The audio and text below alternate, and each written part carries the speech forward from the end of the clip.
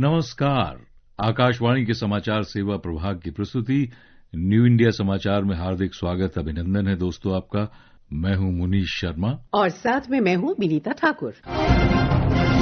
दोस्तों, आज हम आपके लिए ले आए हैं 16 से 31 जनवरी का अंक। दोस्तों, जब भारत के संविधान को अंगीकृत किया जा रहा था, तब बाबा साहब अम्बेडकर ने संविधान सभा में दिए अपने ऐतिहासिक संबोधन में ये बताया था कि किस तरह से भारत में लोकतांत्रिक प्रक्रिया प्राचीन काल से ही विद्यमान थी। ये देश के 140 करोड़ नागरिकों के लिए बड़े ही गर्व की बात है कि हमारा लोकतंत्र दुनिया का प्राचीनतम लोकतंत्र होने के साथ साथ विश्व का सबसे विशाल, विविधतापूर्ण, युवा, समावेशी और संवेदनशील लोकतंत्र भी है।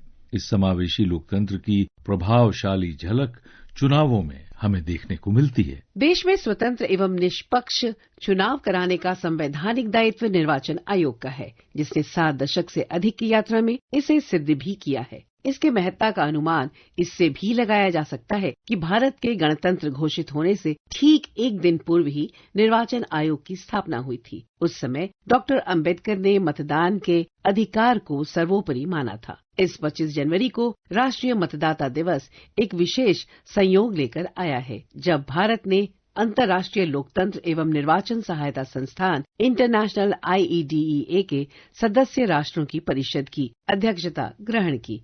ये अध्यक्षता एक महत्वपूर्ण उपलब्धि है। इस अवसर पर भारत निर्वाचन आयोग की यात्रा हमारे इस अंक की आवरण कथा बनी है। भारत में चुनाव मात्र एक राजनीतिक व सरकार गठन का माध्यम नहीं है, बल्कि इसे लोकतंत्र के महापर्व के रूप में जन उत्सव की तरह मनाया जाता है। दुनिया के सबसे बड़े लोकतंत्र यानी मदर ऑफ डेमोक्रेसी की भूमि भारत इस बार 25 जनवरी को 16वां राष्ट्रीय मतदाता दिवस मना रहा है।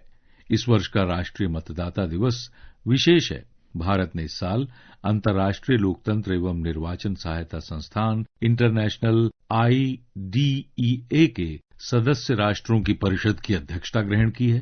भारत में 2 दशक के बाद मतदाता सूची के शुद्धिकरण का विशेष अभियान चल रहा है। लोकतंत्र के मंदिर संसद में चुनाव सुधार पर विशेष परिचर्चा भी आयोजित हुई है। और सबसे महत्वपूर्ण पहलू तो ये है कि देश आजादी के 100वें वर्ष तक विकसित भारत बनने का संकल्प लेकर सिद्धि के मार्ग पर चल पड़ा है और लोकतंत्र की समृद्धि की इस यात्रा में भारत निर्वाचन आयोग सारथी बनकर चल रहा है। देश के करोड़ों लोग मतदान के माध्यम से अपने जनप्रतिनिधियों का चुनाव करते हैं। ये लोकतांत्रिक गणतंत्र की पहचान का एक सशक्त प्रतीक है। यही वो आधारशिला है जिस पर भारतीय लोकतंत्र की भव्य संरचना की नींव रखी गई है। स्वतंत्रता के बाद भारत ने शासन प्रणाली के रूप में संसदीय लोकतंत्र को अपनाया। इसमें सार्वभौमिक वयस्क मताधिकार के माध्यम से जनप्रतिनिधियों का चुनाव किया जाता है। संविधान निर्माताओं के लिए चुनाव आयोग कितना महत्वपूर्ण था, ये उसकी स्थापना से ही परिलक्षित होता है। भारत का संविधान 26 जनवरी 1950 को लागू हुआ, लेकिन उससे एक दिन पहले ही 25 जनवरी 1950 को संविधान निर्माताओं ने चुनाव आयोग का गठन किया।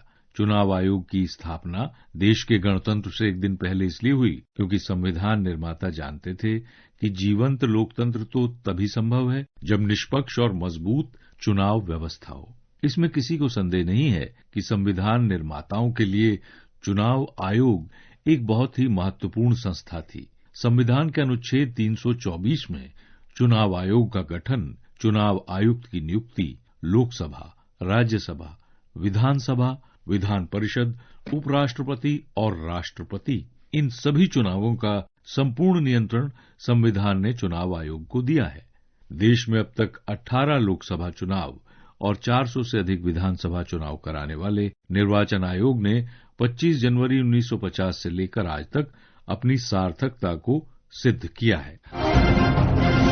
आज भारत वैश्विक लोकतंत्र का आधार है। किसी भी लोकतांत्रिक देश में चुनाव शब्द एक सरकार के गठन के लिए राष्ट्र की जनता की सक्रिय और प्रत्यक्ष भागीदारी का प्रतीक है। अंतर्राष्ट्रीय समुदाय भी अब भारत को विश्व के सबसे सशक्त लोकतांत्रिक देश के रूप में जानता है। इस पहचान को दिलाने में भारत के निर्वाचन आयोग ने एक स्वतंत्र संवैधानिक संस्था के रूप में महत्वपूर्ण भूमिका निभाई है। दरअसल भारत में गणतांत्रिक प्रणाली का समृद्ध इतिहास रहा है। स्वाधीनता के बाद भारत के संविधान के माध्यम से रोपे गए लोकतंत्र के पौधे की जड़ें हजारों वर्ष पुरानी गणतंत्र की मिट्टी से पोषण प्राप्त कर रही है। बाकी देशों में ऐसा नहीं हुआ। संभवतः इसलिए आज पूरी दुनिया में लोकतांत्रिक संस्थाओं के कमजोर होने की आशंकाएं व्यक्त की जा रही हैं। वहीं भारत में लोकतंत्र मजबूत होता जा रहा है। वैशाली, कपिलवस्तु और मिथिला की परंपरा से भारत ने ये सीखा है कि शासन पर समाज के किसी एक वर्ग या वंश का एकाधिकार नहीं होता है। लोकतंत्र में लोक यानी जनता की इच्छा सर्वोपरि होती है। चुनाव प्रक्रिया की सफलता का आधार जागरूक मतदाता होते हैं। भारत निर्वाचन आयोग की यात्रा एक लोकतांत्रिक गणराज्य के रूप में भारत की यात्रा से ठीक एक दिन पहले ही आरंभ हुई थी। निर्वाचन आयोग चुनाव प्रक्रिया को प्रभावी बनाए रखने के लिए समुचित उपाय करता है। सशक्त निर्वाचन तंत्र के निर्माण के द्वारा भारत निर्वाचन आयोग ने पूरी दुनिया के समक्ष उदाहरण प्रस्तुत किया है। इसलिए प्रधानमंत्री नरेंद्र मोदी कहते हैं, साथियों, गणतंत्र दिवस से एक दिन पहले 25 जनवरी को नेशनल वोटर्स डे है। ये दिन इसलिए अहम है क्योंकि इस दिन भारतीय निर्वाचन आयोग की स्थापना हुई थी। इलेक्शन कमीशन, हमारे संविधान निर्माताओं ने संविधान में हमारे चुनाव आयोग को लोकतंत्र में लोगों की भागीदारी को बहुत बड़ा स्थान दिया है। देश में जब 1951-52 में पहली बार चुनाव हुए तो कुछ लोगों को संशय था कि क्या देश का लोकतंत्र जीवित रहेगा, लेकिन हमारे लोकतंत्र ने सारी आशंकाओं को गलत साबित किया। आखिर भारत मदर ऑफ डेमोक्रेसी है। बीते दशकों में भी देश का लोकतंत्र सशक्त हुआ है, समृद्ध हुआ है। मैं चुनाव आयोग का भी धन्यवाद दूंगा जिसने समय समय पर हमारी मतदान प्रक्रिया को आधुनिक बनाया है, मजबूत किया है। आयोग ने जनशक्ति को और शक्ति देने के लिए तकनीकी शक्ति का उपयोग किया। मैं चुनाव आयोग को निष्पक्ष चुनाव के उनके कमिटमेंट के लिए बधाई देता हूं। मैं देशवासियों से कहूंगा कि वो ज्यादा से ज्यादा संख्या में अपने मत के अधिकार का उपयोग करें, हमेशा करें और देश के डेमोक्रेटिक प्रोसेस का हिस्सा भी बने और इस प्रोसेस को सशक्त भी करें। दोस्तों, मतदान का अधिकार कोई साधारण अधिकार नहीं है।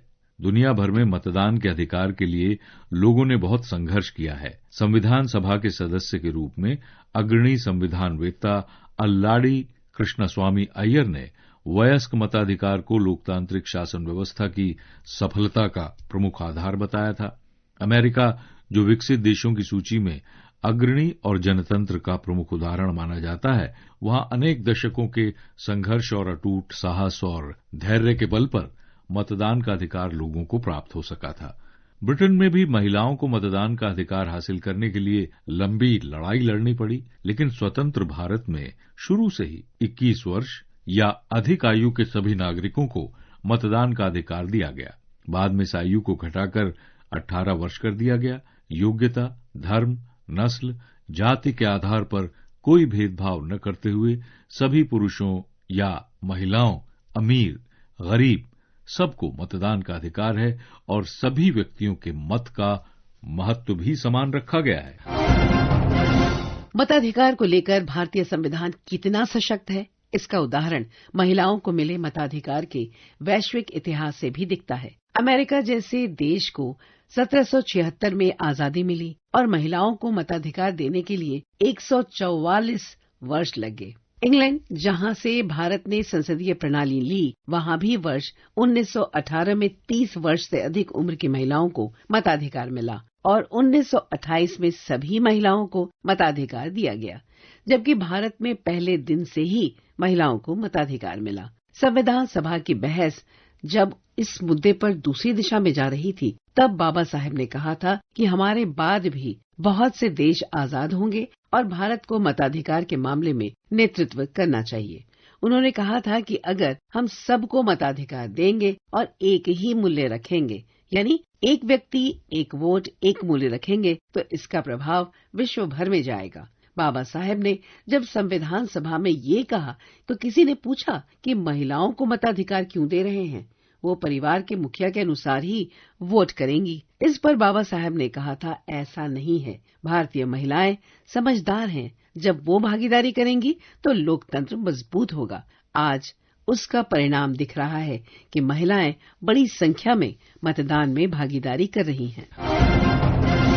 देश में विशेष गहन पुनरीक्षण SIR की विशेष व्यवस्था है। अगर किसी मतदाता की मृत्यु हो गई तो उसका नाम कट जाता है। जो 18 साल से बड़े हो गए हैं उनका नाम जुड़ जाता है। जो किसी प्रकार से 2 जगह मतदाता हैं उनके नाम कट जाएं और जो विदेशी नागरिक हैं उनके नाम चुन चुनकर हटाए जाएं। ये गहन पुनरीक्षण है। ये मतदाता सूची का शुद्धिकरण है। तेजी से हुए शहरीकरण, शिक्षा रोजगार हेतु प्रवास और अन्य सामाजिक आर्थिक परिवर्तनों के कारण नागरिकों के निवास स्थान में बार बार बदलाव हुआ। इसलिए वो कहाँ रहते हैं ये पता करना जरूरी है। कई बार ऐसा होता है कि नए निर्वाचन क्षेत्र में लोग पंजीकरण करा लेते हैं और पिछले निर्वाचन क्षेत्र से अपना नाम हटवा नहीं पाते। इससे कई जगह पंजीकरण हो जाता है। घुसपैठ आज सबसे बड़ी समस्या है और इसीलिए लोकतंत्र में मतदाता सूची का पुनरीक्षण जरूरी है। हाल ही में सुप्रीम कोर्ट ने स्पष्ट कहा, निर्वाचन आयोग को पूरे देश में मतदाता सूची के SIR प्रक्रिया संचालित करने का वैधानिक और संवैधानिक आधार प्राप्त है। चुनाव का पर्व देश का गर्व बन चुका है। इसे और अधिक प्रभावी बनाने के लिए निर्वाचन आयोग द्वारा शिक्षा मंत्रालय के सहयोग से पाठ्यक्रमों में इलेक्टोरल लिटरेसी को शामिल करना विद्यार्थियों को नागरिकता के एक अत्यंत महत्वपूर्ण कर्तव्य के प्रति सजग बनाने में सफल सिद्ध होगा, क्योंकि युवा भारतीय लोकतंत्र के भविष्य के कर्णधार हैं। श्रोताओं, समय की बाध्यता को ध्यान में रखते हुए आज बस इतना ही। अपनी आवरण कथा पर चर्चा को हम कल भी रखेंगे जारी। इस पाक्षिक पत्रिका की हर प्रति हमारी वेबसाइट पर उपलब्ध है, जिसका पता है newindiasamachaar.pib.gov.in, जिसका एक्स हैंडल है NISPIB इंडिया। इसके अलावा आप हमें response-nis@pib.gov.in पर ईमेल के जरिए अपने बहुमूल्य सुझाव भेज सकते हैं। दोस्तों, मैं हूं मुनीश शर्मा और मैं विनीता, आपसे लेते हैं इजाजत। नमस्कार।